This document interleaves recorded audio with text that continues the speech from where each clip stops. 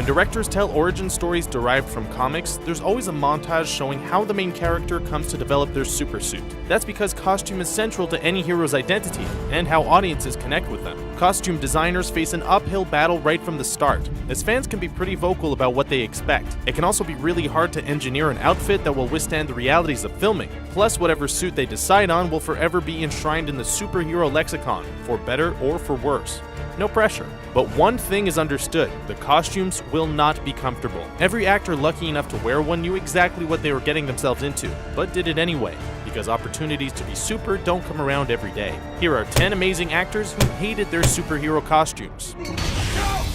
Ryan Reynolds, the Green Lantern.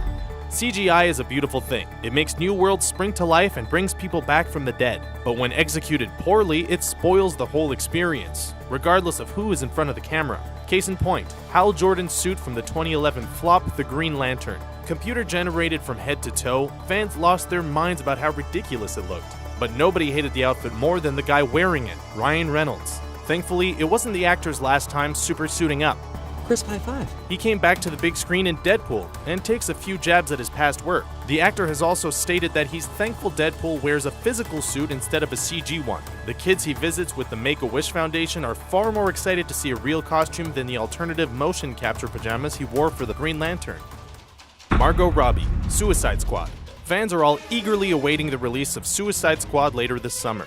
With killer teams both in front of the camera and behind it, the movie is sure to be a success. But for actress Margot Robbie, the journey has been a cold one. Playing Harley means wearing the clothes that fit with the iconic character's personality.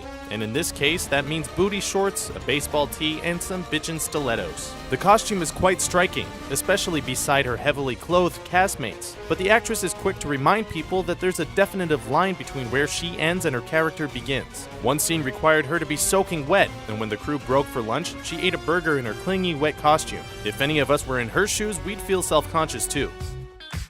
Jennifer Lawrence and Rebecca Romijn, the X-Men movies. Fans have been drawn to the X-Men franchise in part because of the diversity of characters. Each mutant manifests their power in a personalized way, and bringing those radical characters to life takes incredible dedication behind the scenes. These transformations aren't just hard on the makeup team, they take a toll on the actors too. Both Rebecca Romijn and Jennifer Lawrence have played Mystique, everyone's favorite shapeshifter, and one of the series' most visually stunning characters. The actresses were both covered in prosthetics and paint applied directly to their skin, in a process that usually took about 7 hours every day. After Lawrence had a medical reaction to the paint, they finally created a suit for her to wear instead. That cut her time in the makeup chair down to only 3 hours. If only Romijn could have been as lucky. Paul Bettany, Captain America: Civil War. According to Paul Bettany, spending 20 hours a day with rubber glued to your face is kind of an uncomfortable experience. As Vision, Bettany is decked out in a full suit from tip to toe, which had a tendency to get pretty warm. But what audiences can't see are the tubes underneath, pumping ice water around the actor's body to cool him off. A trick used for most of the heroes appearing in film, but that didn't help him in the nearly 4 hours each day it took to get into costume. A costume that, he says, he can rip off in under a minute at the end of the day. As for the rest of his day, the stunt team had 2 pieces of advice for him and co-star Chadwick Boseman to stay sane in their uncomfortable costumes: reading and meditation. And when it got really bad, Bettany says he reflected on how many actors would kill to be in his shoes, and his discomfort became replaced with gratitude. Andrew Garfield, the Amazing Spider-Man. With all the superhero movies being released these days, costume designers have been working overtime to take some of the most complicated designs from the page to the screen. What would you prefer? Yellow spandex? And as a result, they've become pretty innovative.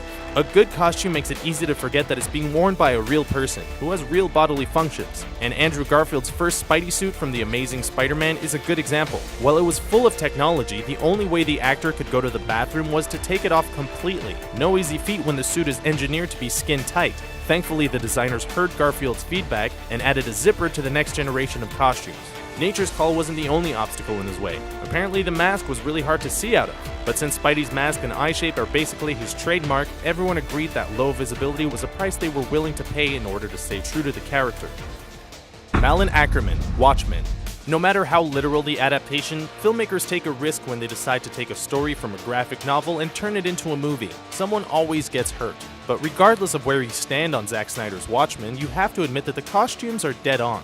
And while that made fans really happy, it was hard on Malin Akerman. As Silk Spectre 2, Akerman had to wiggle into a suit made out of latex, which he compared to wearing a rubber band. The actress had also said that Spectre's suit would magnify the temperature of whatever room she was in, making her either freeze or overheat depending on the conditions. Add a corset and heels to that equation and the result is a bad time. Ben Affleck, Batman vs. Superman: Dawn of Justice. When it came time for Christian Bale to pass the bat torch to Ben Affleck, he had one piece of advice: make sure you can piss in the suit. And as we heard earlier, that's a sentiment that Andrew Garfield would agree with. Going into the filming of Batman vs. Superman armed with that advice also led to co-star Henry Cavill's supersuit being modified to meet the new criteria as well. But that isn't the batsuit charged with cramping Affleck's style, it's the heavily armored alternate suit that's to blame. It looks unbelievably badass in the final cut of the film, but in reality, it was way less cool. The actor wore a baggy motion capture suit during these scenes, which helped engineers later manipulate the scene with CGI. And as it turns out, fighting in an ill-fitting pajamas against the Man of Steel can be a little embarrassing, especially if you're expected to brood at the same time. Ron Perlman, Hellboy. Ron Perlman has been in the business for a long time, but audiences will recognize him from his roles in shows like Sons of Anarchy or Hand of God. And we'll be seeing more of him in the upcoming Fantastic Beasts and Where to Find Them. But one place they might not recognize him from is his work as the character Hellboy. And that's exactly the point.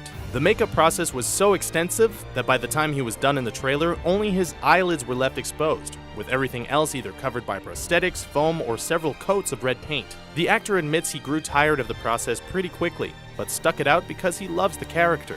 Hopes for a third installment have been swirling for years, many of them belonging to Perlman himself. But unfortunately, at this point, it doesn't seem very likely. Oh, crap. Chadwick Boseman, Captain America: Civil War. Audiences have been waiting a long time for Black Panther to show up on the big screen. So when it finally happened earlier this year in the super anticipated Captain America: Civil War, fans got excited. Brought to life by Chadwick Boseman, the character's suit keeps the actor completely contained within. And considering the movie was filmed over a pretty hot summer, it wasn't very comfortable. The outfit is made of many intricately detailed pieces, and Boseman admits he was pretty concerned over accidentally scratching any one of them and making more work for the costume department. But that's something he's gonna have to get over, and pretty quickly too, since a Black Panther solo film has been greenlit for a 2018 release. Plus, now that he's been introduced to the Marvel Cinematic Universe, there's no telling how many movies he'll show up in. Despite all this, Boseman has stated time and time again that he feels honored to be a part of the team. Olivia Munn, X-Men Apocalypse. Olivia Munn has been orbiting the comic scene for years, since her days hosting G4's Attack of the Show.